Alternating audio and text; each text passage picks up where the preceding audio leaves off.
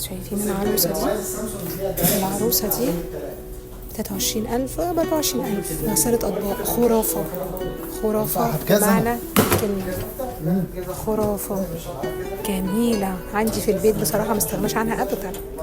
هنا الأطباق بقى جميلة تقريبا، دي أهم من العريس في البيت، كبيرة ما شاء الله. بس يا جماعة البلاستيك ده مش حلو، يعملوه ستانلس. مبلغ كبير زي ده وفي الآخر يعني ايد بلاستيك هيطلع في ايدي، يعني برضه لازم ده بلاستيك ده الستانلس ده. بس تحفة كبيرة قوي، قمر.